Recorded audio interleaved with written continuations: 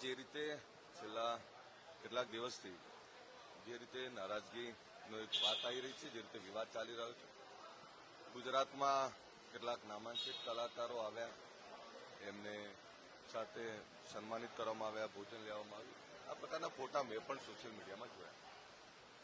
ત્યારે સ્વાભાવિક છે કે ગુજરાતમાં સૌથી મોટો સમાજ એ ઠાકોર સમાજ, અને ઠાકોર સમાજની સાથે અનેક સમાજ, પાટીદાર સમાજ હોય, દલિત સમાજ હોય, રબારી સમાજ હોય કે પછી આહિર સમાજ હોય, દરેક સમાજના કલાકારો છે.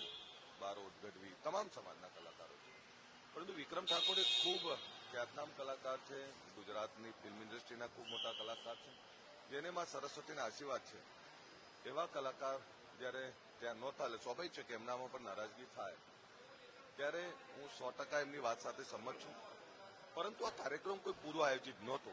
સરકારનો ઈરાદો વિક્રમ ઠાકોર જેવા ખ્યાતનામ કલાકારને ઇગ્નોર કરવાનો ના હોઈ શકે. મને પણ એમના સોશિયલ મીડિયાના માધ્યમથી ખબર પડી, અને જે કંઈ વાત એમણે જે મુદ્દા ઉઠાયા છે, આ વાત એમના કહેવાથી આજે ખબર પડી છે. હકીકતમાં જો અમને પહેલા ખબર હોત તો 100% એમાં સુધારો કરી દો. પરંતુ હવે જે બનાવ બની ગયો છે, એ બનાવમાં અમે પણ અજાણ હતા, અમને પણ કંઈ ખબર નથી. હું એ દિવસે બપોર પછી આવેલો. પરંતુ એટલું ચોક્કસ કહીશ કે સરકાર એમની સાથે સન્માનપૂર્વક વ્યવહાર કરવા માંગે છે. હું પણ કહું છું, અને મારી જવાબદારી છે કે વિક્રમભાઈ જ્યાં કહેશે ત્યાં સરકારમાં સન્માનપૂર્વક એમનું આમંત્રણ મળે.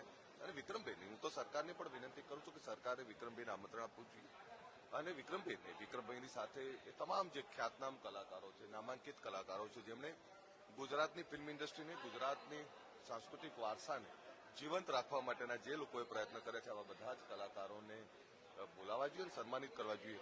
બીજી વાત એમણે જે કંઈ ઉઠાઈ છે, એ તમામ બાબતોનો અભ્યાસ કરીને સરકારમાં જ્યાં જે કંઈ વાત કરવાની યોગ્ય જગ્યાએ વાત કરીશ. હું 100% કહું છું કે જે એમની લાગણી છે, જે સમાજની લાગણી છે, એમની સાથે ઉભું રહેવું મારી જવાબદારી છે.